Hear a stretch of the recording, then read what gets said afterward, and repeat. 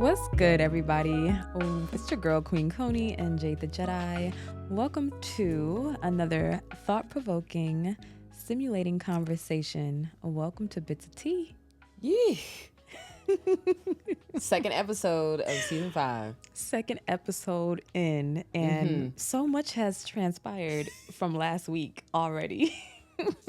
Big facts. Big facts. So much. Big facts. First and foremost, I really have to say thank you to all of my beautiful, beautiful comrades who showed up for me on Sunday for my birthday. Saturday. Yeah. Saturday for my surprise birthday.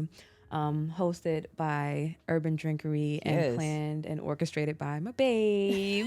I'm still processing. I'm like, what? Oh my God. And then a huge shout out to my family, my mom, my sister, my cousins, my niece for spending my actual birthday with me. And that was such a beautiful time. So shout out to Cancer season. It's now over, but I think I ended it with a bang. Yeah. I thought it was great. Yeah. Kudos. Oh my gosh. I'm still on cloud 9, but I do want to get into a hot topic today. Kind of piggybacking off of our last conversation. For those of you who are just now tuning in, if you have not already, go ahead and check out the episode from last week where we shared the tea on what's been going on in our lives over the last 2 years. I got real vulnerable, real raw. Okay. That's what we do. And real honest. And so today I want to talk about transforming challenges into opportunities and what that is looking like for us currently. So to kick off the conversation, I'll say this. Moving from that space of eviction has positioned me for the opportunities that we had during the QET Radical Retreat. Yes. Right? I was given an opportunity to do what I've been aspiring towards, which is just to pour into women of color with the information that we have on how to minimize chronic pain and how to experience life without it, and just allowing ourselves to feel good more often. And so I find it interesting how, although we've been moving through some unusual odds, that opportunities like that are still here, they're still here for us. So, and that's where we got to be present to it. I know I had talked about being present a while back, but then I find myself right back into the thought processes of the past and the future. Child. And not being hyper focused on the present. I already know when I'm hyper focused on the present moment, you can see those opportunities and you can appreciate those opportunities and be thankful for them. So let's get into it. Then, because you're bringing up a really powerful topic that a lot of us fall victim to, which is not being present. And when you're not present, you be missing so much. What is? Oh my God! Right. What does presence mean? Are you asking me to answer it for you? Yeah. What does being present? Being conscious in your body, and being conscious and aware of what your surroundings and what's happening. Yeah. When we're not present, you helped me to realize this, but when we're not present, you literally forget Like you almost feel as if the thing didn't happen because you were just not present to it. There's so many things that take place during the day, and when pain takes up so much space, you miss all the opportunities for joy. You miss opportunities for pleasure. You miss opportunities to laugh. You miss opportunities for gratitude. You miss the opportunities that are absolutely required to regulate your nervous system and to also catapult you into the next season of your life. That's how I feel about it. No, that's great. Like I always wanted to, get clarity on it just in case, the question is asked, what is being present? What does that mean? Right. So the audience, gets a deeper understanding of how or what it is. Yeah. I feel like being powerfully present is definitely a practice. Like there's not something that you're just going to automatically, be on every day. Like, no, like dysregulation is real. Life be lifing. And, not being present is such a common thing for so many of us. Like, to the point where like we have to practice being present, and this is where like your tools like breath work comes in, yoga, which is a lifestyle, comes in, reading books, right, taking naps. If you can take a nap during the day, let me tell you right now, no matter what your circumstances are, that is luxurious. Okay. People out here that have the money, the cars, the clothes, everybody don't have. They're not taking naps because of the narrative is, basically chasing the money. Let's go get it. You gotta go get it. You gotta be up for it. Shout out to Professor Melanie, because our mentor, she like, if you stressed, if you feel an ounce of stress, go take a nap. Just go sleep it off. And you took one of those Professor Melanie naps today. How was it? What was your experience? I felt deep. You was gone. Right. I was watching Everything Everywhere at Once. Oh, we're gonna get into that next, y'all. I was watching that, and it was like 5 minutes in, because I've attempted to watch this movie again because it's worth watching multiple times. We're gonna talk about it. And then that nap was glorious. Like, did I it serve you? Yeah, it did. It regulated my nervous system because you was stressed. I mean, let me rephrase. Right, post-COVID has been super stressful on me. It has been, but before you took the nap, would you say that you were in a fight or flight kind of stance in your body? Oh, before you took the nap? Absolutely. Yeah. Because our conversation, which I brought up, like, we need to talk about this, and it's just the steps moving forward within these next couple of weeks. And then next thing you know, I'm not breathing. I'm holding my breath. Literally. And then it's like, you can feel it. You can feel the fight or flight in the body. You can. And every time somebody, especially you, say, like, we need to talk, I just, like, my stomach starts hurting. I'm like, what do we need to talk about? Like, what could we possibly have to talk about? So when that came up and it's like, okay, yeah, we need to talk. Yeah. I already knew then. I was like, okay, we're getting ready to, she's not feeling the best. But we still had the conversation, and, and I told you, I advocated for myself, like, look, I'm not going to be able to, like, have this conversation with you. I want to reassure you. I want to help you minimize the stress, and I'm just not going to be able to do it right now. Which is facts. I get it. You intuitively took a nap. I did. It was time to go to sleep. I knocked my own self out. Hell, like you know how them kids be irritating. Kimmy, when she needs to take a nap, she gets so cranky. It's like clockwork. Everything. It's like clockwork. She just has this cadence. It's like, oh, you tired, right? Take a nap, and we'll tell her she be fighting it. I'm not tired. Yes, you are. I don't recall ever fighting sleep when I was younger. Did I fight sleep? I don't know. I don't think I had the audacity, but I may have. I have no idea. It was a different time. But you took a nap today. I did. And you woke up so much better. And you woke up to good great news. Yeah, that's exactly. You took the words out. I was like, yes. Thank you. Yeah. So let's get into the conversation of being present, right? Yeah. So you had a revelation a couple of months ago that, like, was astonishing. I did. And it was just like, what happened was, you misplaced. Yes, you didn't misplace anything. They never. But do. she has this thing. She has this habit of misplacing things. Right, grinds my gears. I don't misplace things. Present.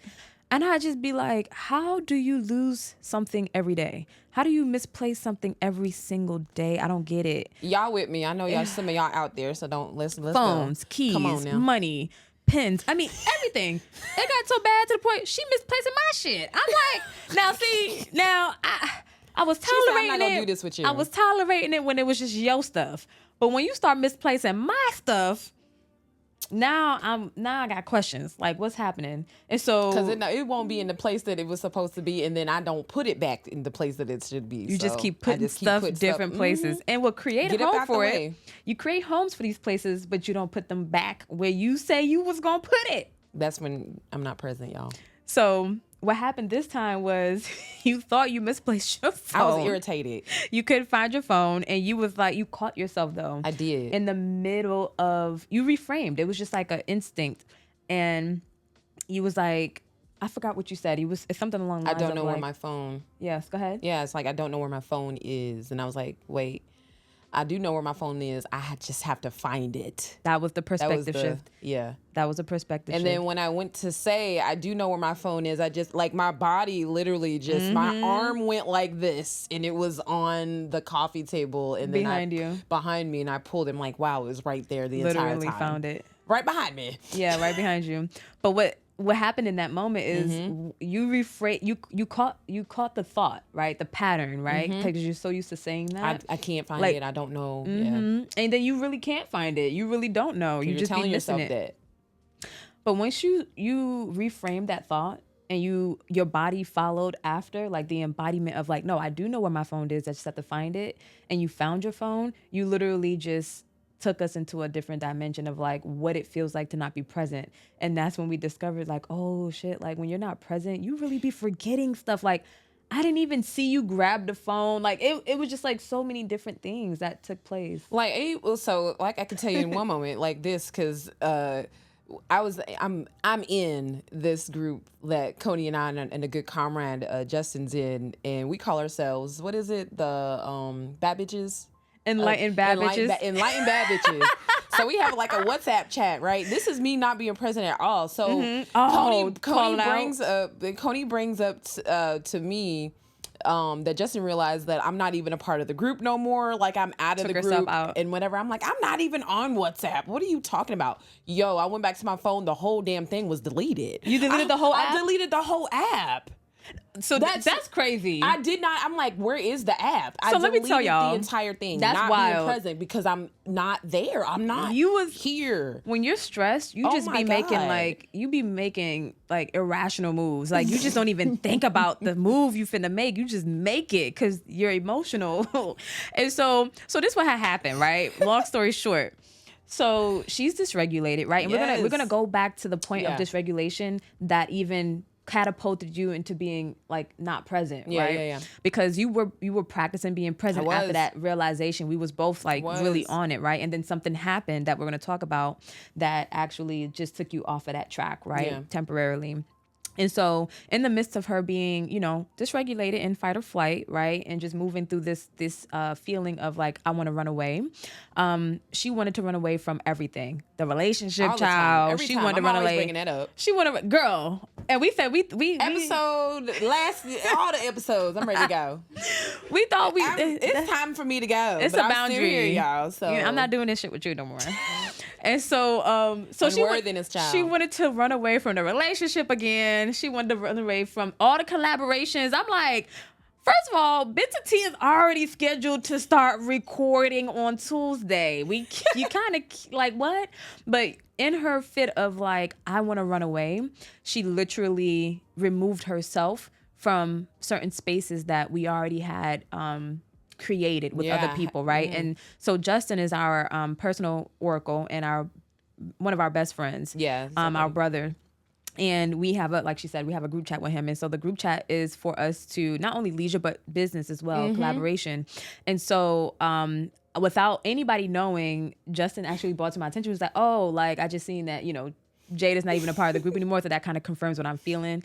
But we need to have a conversation about it because he be holding us accountable too. Like we're in relationships with these people, so we need to talk about it.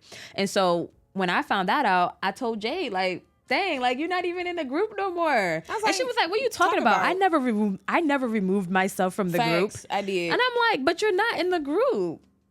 And she really didn't remember. She really did not. And now you're telling me that not only did you remove yourself, but you deleted the entire app. So, y'all, when you're not present, because it was like I was supposed to be. This is the reason why I knew that the app was deleted, because I had gotten an invitation to be a part of the group to grab some pictures from your birthday, And I was like, it was on WhatsApp. Mo sent it. And next thing I know, I'm like in my phone, I'm looking. Not you getting reminded. I'm looking in the phone. I'm like, where the hell is the WhatsApp actual? Wow. Where is it? Because I don't remember deleting it. And then that's when he was like, if you can't find it, don't worry about it. I'm like looking at her. I'm like, bitch, the whole thing is gone. Like, I don't even know. I was like, what the hell? So that's how I realized. I was like, I didn't take myself. I deleted the entire thing. Girl.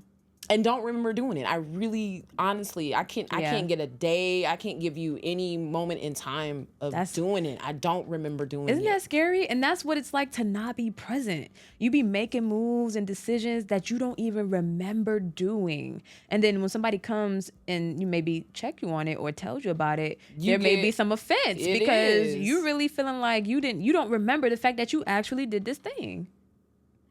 Mm-hmm. That's intense. It is. It's very intense. So that's what hilarious. And then one time you called me out on like I don't ever leave my coffee cup. I don't ever leave things. I always put them back. Yeah, put it back, wash it or whatever. Mm-hmm. I left my coffee cup. I didn't even remember. With this much coffee, mushroom coffee. Get coffee in the cup. And didn't even realize I left it. Mm-hmm. I was like, no, I drank it all. You was like, no, you didn't. Actually, you left the cup. I washed it. Like there was still coffee in it. Yeah, that's bad. Well, it's not bad. It's no judgment. Well, it's just what it is. You know what I'm saying? When pain takes up a lot of space, and that's what we don't be realizing is how much space pain takes up. Yeah. So I didn't see no opportunities in nothing. She didn't. I was like, where's the opportunities at? Because I've been waiting. Right. She took last episode, some of them, they trickling in. I'm like, trickling in? I gave a little bit. The opportunities is trickling in. Glass pessimistic. Because you're not being present. Half empty. I'm on a glass half empty. You half empty. I'm half full. Mode, bruh. Like, yeah, I'm like, this damn energy is finna get on my last nerve. It has been getting on your last nerve. But that's the thing. I could go toe to toe with it. That's why we still here, because the energy thing is more powerful. It's not more powerful to me. You like, said that it may be more powerful than you in the moment, but it's not more powerful than Queen Koni. Like we going toe to toe. We going toe to toe. Like you not about to win. It's hurt feelings. But it's hurt feelings, and and I told you this is the conversation. This is a conversation that I had with her Saturday morning. I said I'm gonna express to you how I feel, and when my wife Jeid is ready to have a conversation with me, because she likes to talk to me from the space of awareness, acknowledgement, observation, and choice. Like when she's ready to speak to me about something, then we could talk about it. Then we gonna talk about it. That was the energy that I held Saturday morning, y'all. The I was day, not offended because she was correct. The day of my surprise birthday party.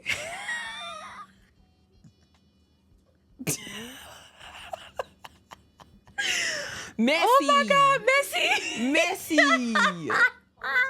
Bro, man, messy. We weren't gonna mess that surprise up though. We was gonna have that. Okay, I don't care. Cause I really we was gonna celebrate you. I was in my feelings a little bit earlier. I just had to get off my chest. Yep. Did I just mention, we got a little something playing? He was like perked up, like, okay. I did perk up. I was like,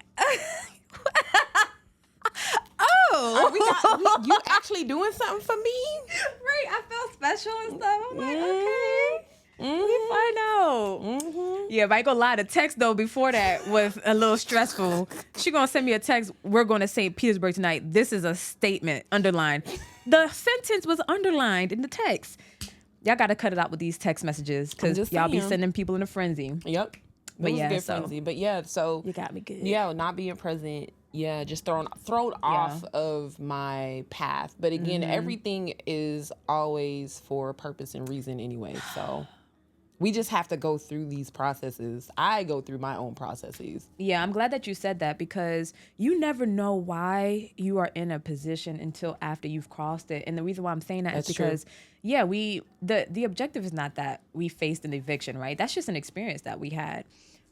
But you never know, like, the movie, let me go here. The movie, Everything, what is it called? Everywhere at Once. Everything and Everywhere All at Once. If y'all have not seen that movie on Netflix, please go watch that movie. We watched it twice, okay?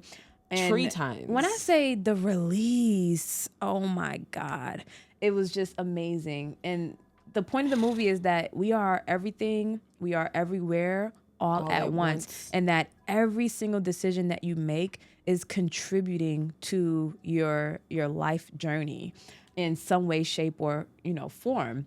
Whether in this dimension or other dimensions and other universes. Platform of it in other universes. Yeah. And so you, like, had it not been for whatever it is that you've been through, you wouldn't be where you are today, right? You wouldn't maybe have the impact that you've had on somebody else's life, or vice versa, right? Like, everything, there's a reason for everything. And y'all, I'm going to tell y'all this miracle that literally just happened today that's got me like, wow. This is the opportunity, y'all. If we never got evicted, we would have never lived in the practice. I would have never done that event at the convention center. I would have never had that workshop that I hosted that was paid. You know what I'm saying? That. Like, we would have never crossed paths with the woman that we crossed paths with today, who, you know what I'm saying, who is in need of us just as much as we are her. You know what I'm saying? Like, all these things would have never happened if that one decision from back then didn't take place. You know what I'm saying? It's like the butterfly effect. Even with our relationship, had we not gone through that process, we wouldn't have been as strong as we are today. Real talk. Like, I'm grateful to be going through these types of situations with somebody that I'm choosing to do life with, because it lets me know, like, how strong our foundation is. Even though Jeid be ready to, she be ready to run track from everything, star. not just me, everything, right? Everything. But she never does. And I had to remind her of that. I'm like, you say this because it's a mechanism. You're comfortable, like, in this energy, but you don't really mean it, because if you did, you would have dipped. Nobody's holding a gun to your head, And so, I'm holding my own gun. It's invisible though. It is. There's no gun there. You want to stay. You really don't want to go.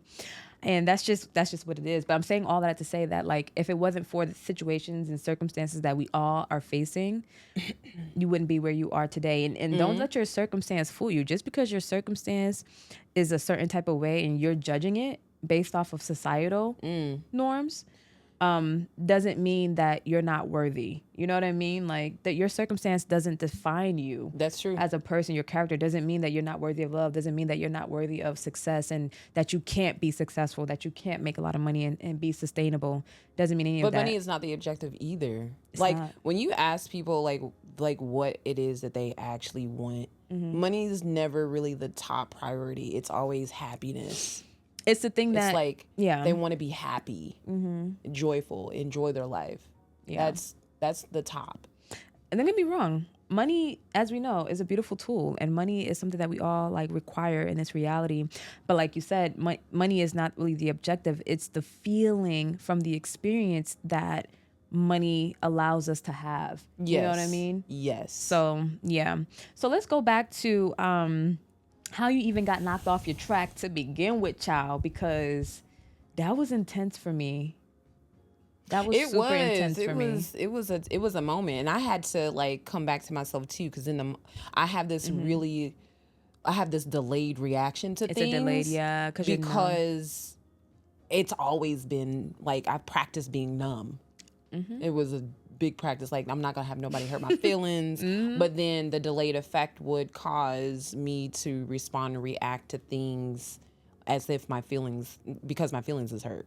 Basically, your feelings don't be hurt in the moment. Not in the moment, because you're guarded, and it's like, I don't feel nothing. But moments later, not even moments 3 later, to 5 days. It was like literally processing time. That's exactly what it is. 3 to 5 days processing time, and then boom. So let's get into it. What had happened was, so during this transition that we're having, I had asked my father for support. We had been really rocking it out. He had been calling me every day. We had been having the greatest time. So I was like, yes, like, this is a new space that we can actually really rekindle and really get to know each other from this moment forward, because it was a time, growing up where, he was the part-time dad. He was summertime, and then, family reunions, I would see him then and there. And then again, we grew apart, and I grew up, at the end of the day. And so it come down to, yes, I got my dad. It's great. And how I really felt that his love was for me came from, like, gifts. So when I asked him something, he would get it for me. So that's how I interpreted his love for me. Right. So this just really big thing. It was like, yo, like, Koni it wasn't and that big. It's to me, it's big. It's big for asking for support for your family. Oh yeah, true. To me, it's big. So it's like, okay, great. Here's an opportunity for him to actually, get into the role and just be here. Because again, I've never asked my father for anything. I've always been super independent. I've always stood on my own 2 feet, etc. This is a time where I needed him. So I'd ask for support for Koni and I and our daughter. And literally, it's like I knew exactly what was going to happen, but I wasn't ready to face the response. I wasn't ready to face it. So basically, long story short, it was a flat out no. I don't have it. Which he does. Okay. I'm not going to do that. It went into this whole other thing. It was very reactive. Was very reactive and very amped, on the phone. And to be honest with you, I had no idea why he was so amped, because I was super calm and collective, because that's where the protection started coming in, because I'm not going to go back and forth with you over something that I already knew. I was just hoping I was hopeful. Yeah. That's the part that stung, because it was like that hopefulness was like, I'm hoping that I'm asking you something kind of big here, but I'm hopeful that you're going to say yes. But the answer was... It was not, no. And I don't even think that the no was the problem. I think that how he expressed the no was a problem. Yeah. That was what you know what I'm saying? Like me just being on your side, supporting you through the whole thing. The reaction of the no hurt.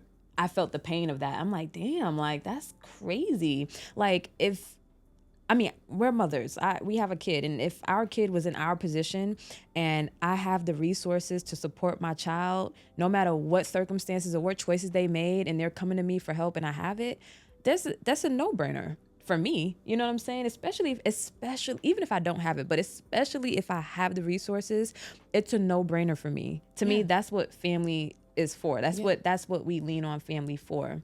So for him to say no the way that he said it took me so far back, because I fell so deeply in love with your dad, and I still am. He's an amazing person. Like, he's a complete sweetheart. We're not like, we're not putting his character down or anything like that. It's just a choice and a decision. It's a habit. And it's okay too. He's been like this. Like, it's not like this is new for you. New. Like, this is the same. It's behavior. It's pattern. But again, like his reaction for me, just like it took me so far. I was shocked. He was triggered. He was crying? No, you. Oh, me, yeah. I was triggered too. I don't know if I was triggered or if I was just releasing what you were. You could have been. Either way it goes. I think you were just triggered because you had that relationship, that bond, and then, Pops and your dad. My dad passing. I had a lot of mixed emotions. Everything. And it was just like, I think for you, it's just like, your daughter is, because how you say it's like your daughter is amazing. Like, why wouldn't you want to do that? Yeah, to me, it's not like, even just for us. It's just for your daughter and your relationship with your kid. His only kid. Yeah, it's like you're wanting to. So this is what I was just like trying to understand, right? From my perspective, it's like he's showing and expressing the fact that he wants to rebuild a relationship with you. Like he's acknowledging the fact that he was not the best dad. He did not make the best choices, but he's here now and he wants to be here now for you and for us, right? That's what he's shown. And that's what he has said multiple times. And so here's an opportunity, a legitimate opportunity to support us in a way that we actually need support. This is vulnerable. It's like we're two adults and we you know what I'm saying? Like we've been up and we have been down. So in the moment of us being down and needing support and you asking for that. It comes from his childhood too. It's just like the generational of how our parents grew up too. So it's kind of like getting everything from the dirt. I had to do everything. I'm like, yo, I had to too. Like, I mean, it's the same type of cadence. But at some point it was just like, yo, like, I really need you right now. Yeah, and you came from a genuine, sincere place. I literally did. I think also his reaction came from the conversation that y'all had prior, where you was like ready to cut him off, because it's just like, you know what, you already felt it months before. You had been feeling the pattern come back, and you already been feeling it. Because he stopped eventually calling. Like he started like kind of like going into old off. habits. Yeah, like wanting to ghost and stuff again. Yeah, and so you was already feeling that, and I was the one like, babe, what's wrong? Like, what? This dad? Like, why are you? You know? And I don't have my dad with me no more, so I'm like a little attached to him, because you know he's filling in that space for me. And so I was just like, babe, like, why are you being so mean? Like, what is that? Like, what? And he was like, I can't put my finger on it, but it's something. And so sure enough, you know, it was something, and it was his trauma, you know, that he has not acknowledged just yet, but it came out in his response. He's forgiven, but it did the effect of that. Definitely, it was like a deep thing. It was kind of like, I felt like it was the last of whatever it is that I've had with both of my parents. Yeah. So it was like the mother wound and the father wound. I got two of them. So this was kind of the last of it for me.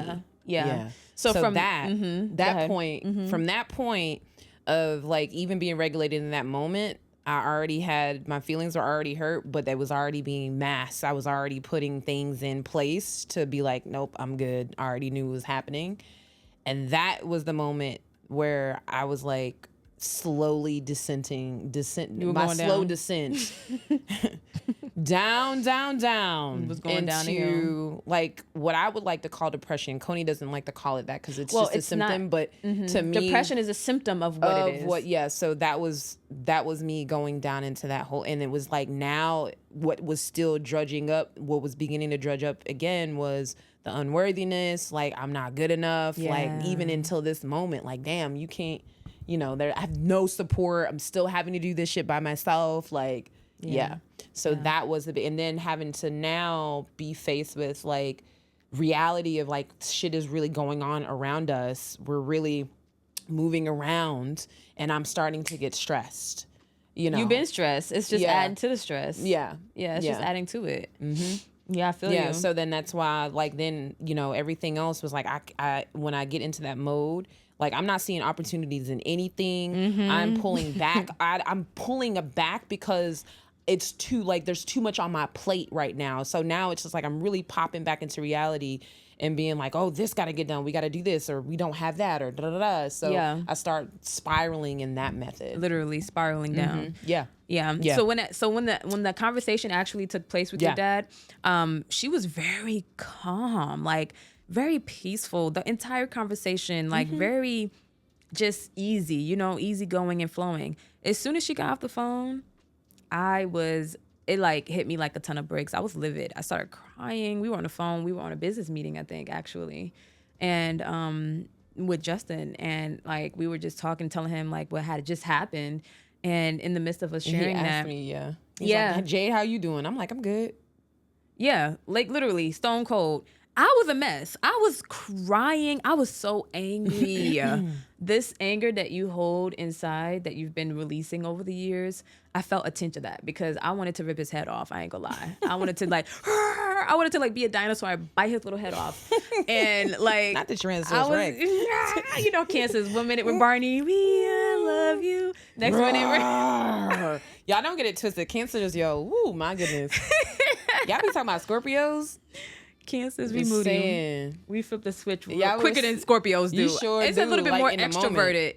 Scorpios, it's on the low. It's like internal. It's gonna hurt you in the long run. Like Cancers, we popping off right here, right now. In your face. They not holding on to nothing. Yeah, that's hilarious. But I released or expressed, however you want to call it, in that moment through just the emotion itself coming out of my body. Yeah. Like, I mean, I was real vulnerable with them. Like, I was literally, like, getting it out, like, yelling, like, cussing and crying and, like, really being angry like a kid. Like, I wanted to just, like, throw things. And you was just so calm in that moment. And then, like, a couple days, weeks, that's what started to descent. So that conversation, that moment for her with her dad is what triggered the symptoms of depression. And so when you were triggered, that's when you stopped being present because now you're in your head. you're in your head and you're not in your heart. And when you're in your head, family, you create scenarios. You tell yourself things that are not true. You start. For me, my experience is I'm not telling myself anything. I think it's just it brings up like the old pattern.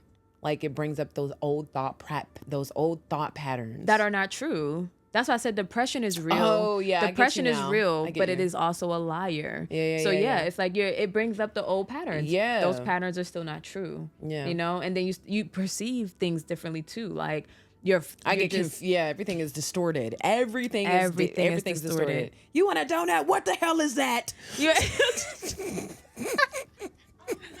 don't even eat that kind. Dude, you just ate one last week. Like, literally. I don't remember that. Yeah, that's how everything is distorted. It's like, whoa. It's like, it's crappy.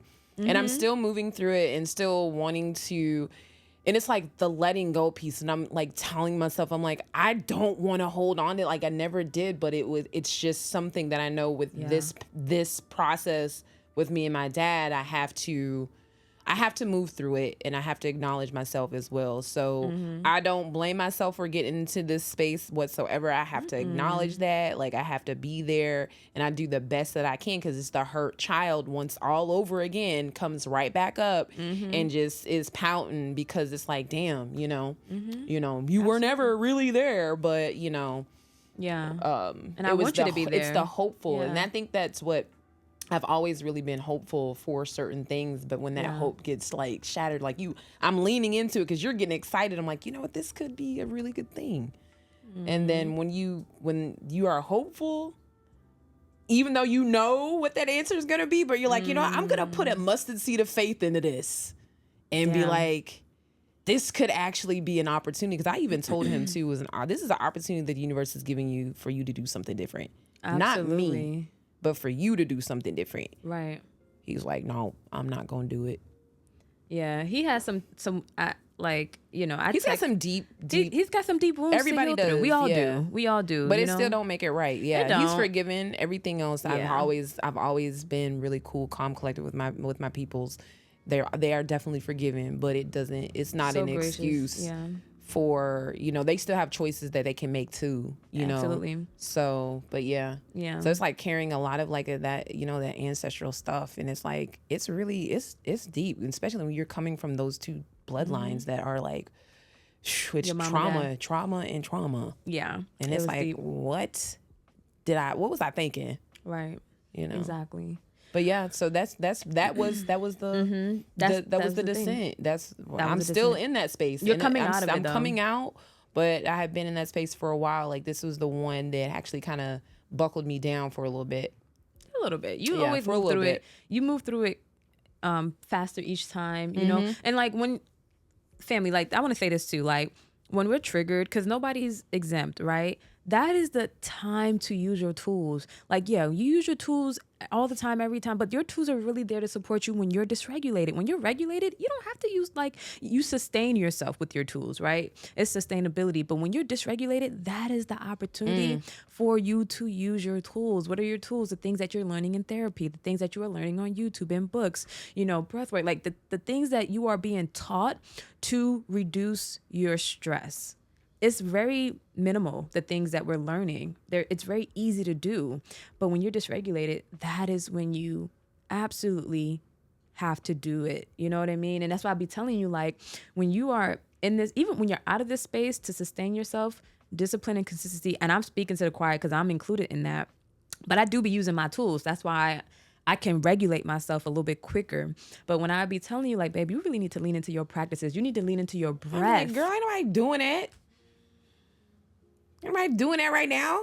And you be stressed. Ain't nobody doing that right now. You be stressed. And I'd be like, because that's how it go. You feel like a rock, literally, like in that movie, a whole ass hard rock. I mean, your body is so tight. A vessel could pop at any moment. You need to breathe. So yeah, like that challenge has been, that you've been moving through that specific challenge of the mother and father wound for all this time. And what came out of that challenge was a beautiful book. What's the matter? It did. A children's book, an interactive learning guide, you know, for parents and children. And that's the healing. That's the breakthrough. You know what I'm saying? That is deserving of your energy, you know, to be put forth behind it. And so, you know, we forget sometimes when we get distracted and we're dysregulated and pain is taking up a lot of space. We forget about the things that we created from that pain, you know, that are the solutions to our circumstances. It's not money. Making more money will definitely provide some relief, but it's not the answer.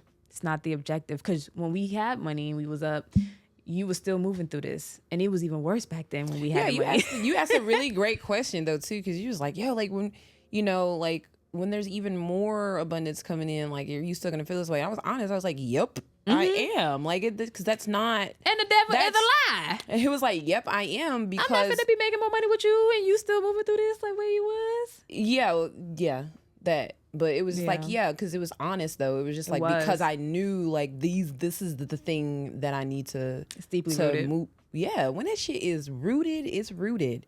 Yeah. Excuse me. This is another This is another perspective that like changed my life. It's like we need those opportunities as well. Like we need the opportunities to be triggered to release and alchemize the pain. So like without that experience of your dad reacting the way that he did, you still would be holding on to that energy in your body. It's lying dormant. You know what I'm saying? You actually needed him to wake it up so that you can acknowledge it and release it. You know what I'm saying? Like that's another real important factor on this journey of mastering the art of healing. It's like, you got to be triggered, family. Like you got to feel that pain in order to release it. You know what I mean? And without the opportunity, like the real life opportunity, the real life experience of, you know, whatever happens that triggers you, you can't have you won't be able to heal.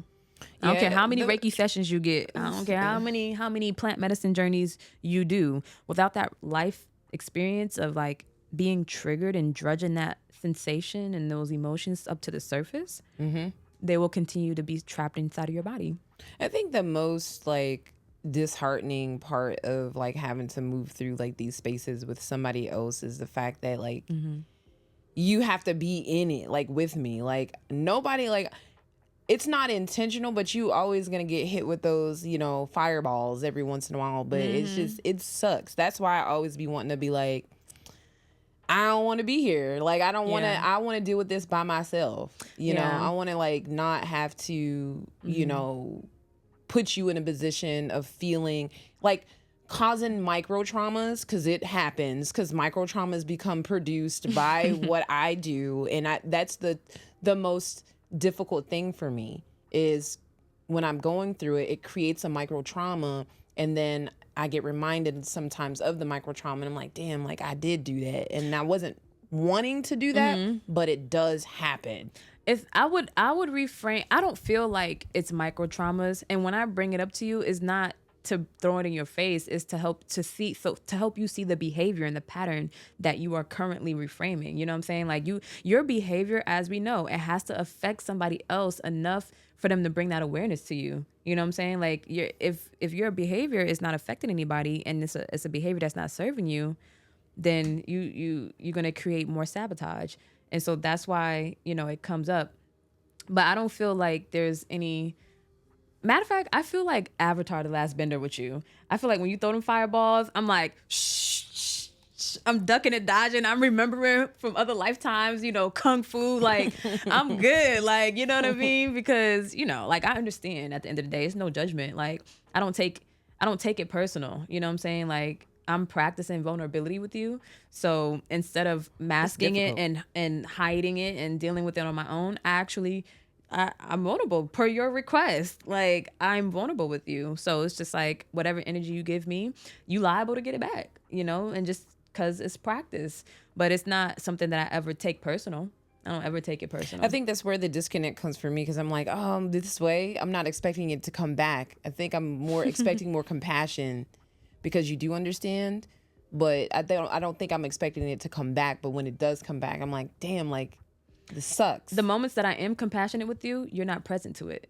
So it's like the compassion is there, but you don't see it. You don't acknowledge it. It's because you're too busy throwing it back at me. No, let me tell you. I'm gonna give you an example. So that same weekend, I need some inflammation tea, child. That same weekend, the cheese pizza, child. It was, and I knew better. It was a couple of them. I'm not even gonna go. It was a couple and I was like, I knew better, but it was like you feeding. I'm feeding. You're regulating. I'm regulating the cheese pizza. So food feels so good. This tastes good, even though I know I'm gonna be inflamed in the mug. Right. Oh, it's terrible. So, do you remember when I worked on your shoulders and I came up randomly and you were on the remember computer? that. You didn't acknowledge it all day. That was compassion. That was me pointing to you from a space of compassion. Like, I know you're stressed. I know you're going through it. Let me just provide some relief for you, even though you're not asking for it. You didn't acknowledge that at all. And you don't ever I felt I did with like the movement and the motions. But to me, that's acknowledgement. Okay. But I understand your main love language is words of affirmation. And yours is acts of service. And so I didn't give you words of affirmation, but I gave you touch. So barely. And it was a real. From your perspective, yeah. It was real hard, and it wasn't the touch that I would receive when you're regulated. It was I'm pushing through the moment, and I appreciated it. I'm not gonna lie. I appreciate it. She's trying. She's pushing through. And I can't even say nothing either because it's like I really don't know how to be in those moments. So it could have been like that. Mm-hmm. You damn sure right. You I'm can't go ahead and acknowledge that though, because I'm like I would say I'm not. And the next thing you know, she said, yes, you was. And I'm just going to let it go because it's facts. Because I don't be knowing. I'm deleted the whole app. Hell, I don't. How would I know how I'm responding, you know? And that probably was all hard and stuff. It was hard. It was hard. Missing opportunities, y'all. Like, missing opportunities. Missing the hell compassion out of is there, one. baby. It's The compassion is there. I promise you that. I'm dead. I may tell a joke, but I never tell a lie. You remember that meme? You never see that? Oh my God, it was funny. But anyway, so yeah, the compassion is definitely there. You know, there's always room to grow, right? Like, I'm learning how to be with you too in these spaces. You know, it's a constant evolution. But also I know you, and you need tough love, and you appreciate, you know, that firmness that I bring to my love when it comes to you. Because of some reason, you know, I don't know why you need it, but you just respond better to the tough love than you do compassion. Like because because like you don't tough love was always given. So I actually want to evolve even more and just like dissipate that entire tough love and just be more gentle. Right. Because in my eyes, with myself first, and then like with everything else, because that was an old paradigm. Because like that's how it was. It's like when you in the country and you still in survival mode, child. Like your mama and the people around you, the women in my family, like Amazon women, honey, they was like, get your ass up. We ain't got time for tears. Like, we got to keep moving. Like, that's that type of mentality. And it's just like, get up. There was no compassion when you fall down. Stop all that crying. Spray some damn hydrogen peroxide on that bad boy and keep it going. Some witch like, hazel. Witch Or go lay down and take a nap. Go lay down and take a nap. Be all right. Got a whole concussion. Yeah, I got a whole concussion. Got to lay down. Might not get up, you know. But you know, I was always used to, you know, tough love. Because see, in my eyes, when I worked on you, and it was so like sensual, it was so cute. Like she was working, doing her work or whatever, and I just came and I got my oil and I like had her take her shirt off, and I just started working on her shoulder and neck. And you know, we do this for a living, so you know we got the hands or whatever. So I already know it was feeling good. In my eyes, I was like, I would have imagined you just like falling into my arms and like, you know, being compassionate back, but you wasn't. You was hard as a rock. You was like still hard, but pushing through with the like, you know, little touch here and there. But, you know, so we can work on that. If you want to reframe, like, you know, you perceiving or receiving compassion in a different way. And I think it's needed. Yeah. That's what I need. That is what I need, because the lack of the compassion and the love, and it always being in like my masculine energy of go, do from those experiences gets tiring after a while. And you're right. So I need to nourish myself and be more into that nurturing side of myself, you know, because if I'm not I've got to know what it is in order to receive it. You gotta recognize it. And I have to recognize it. So yeah, those, like, I want to reframe all of that because I'm actually done with that. I love that you mentioned your masculine, right? Like because your masculine is on 10 right now. Absolutely. The right It's side like, of your neck and your scalenes and your what are we gonna traps. The right side of your body was like this, like literally on clank mode, and that is, the right side of your body is it's the farther side. Oh my gosh, isn't that something? It's not something, but it's amazing. It's what it is. It's amazing. So you see how like we've been transforming our challenges into opportunities, and now we're transforming this challenge of lack of compassion into an opportunity to be more compassionate with each other. I love how the title and it was last minute, y'all. I literally looked at my phone, the email campaign This how we I do sent it anyway. earlier. I said, this is what we're going to talk about today. Like transforming challenges into opportunities. And here we are now. So, and we play this really amazing dynamic in our relationship too, where like when one person is, off the path, somebody is on the path and doing the encouragement, and no matter what the backlash will be, we're still encouraging. Yeah, I love that with us, and it's two way. It's both sides, right? Like I have my moments where like I'm also moving through density, and I'm also processing and like having to reframe and behaviors and stuff like that. And like I don't want to be touched, and it's just like I'm like extroverted with mine. I'd be like, don't touch me, like get off me, like. And you still hold me anyway. Like you still like be on me because that's what I really want, and that's what I really need. I don't need to not be touched. So yeah, we have that grace with each other. Yeah. Has there been any more? Because I know we're wrapping up soon. So like any more opportunity? I feel like a lot of opportunities have came up. Yeah, I was gonna go back to the miracle real quick that we experienced today, tying it all back. So we are in transition. We're given the opportunity to nurture ourselves again from scratch, right? Like after investing everything into the vision, and the vision still lives, after moving through all the circumstances and the unusual odds that we've been moving through, we are given the opportunity to start over from scratch. And so in that starting over from scratch, we just so happened to connect with someone that we met through Airbnb. We were staying at her place, and I was vulnerable in my conversation with her because we need a place right now before, we get started. She was at the half court line, was like, this is about to go in. She shot from the half court. I was like, what? I took my shot. Went in. She did a Steph Curry on them. I made it. And so basically, I decided to be vulnerable with her and connect with her on a deeper level. We had already connected the day before because it was just divine, right? It just worked out that way. We were able to help her come through for her, and she came through for us. Boom. And so today, I went ahead and shot my shot, and I reached out to her and was vulnerable with our situation, and she called me immediately. And that conversation turned into what felt like hours of us connecting on a deeper level of like her telling us like, I've been exactly where you were.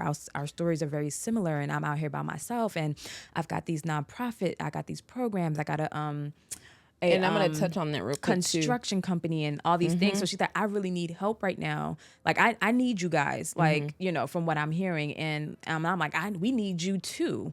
And so that conversation turned into a beautiful opportunity of us receiving everything that we need in this moment for what we need to do right now.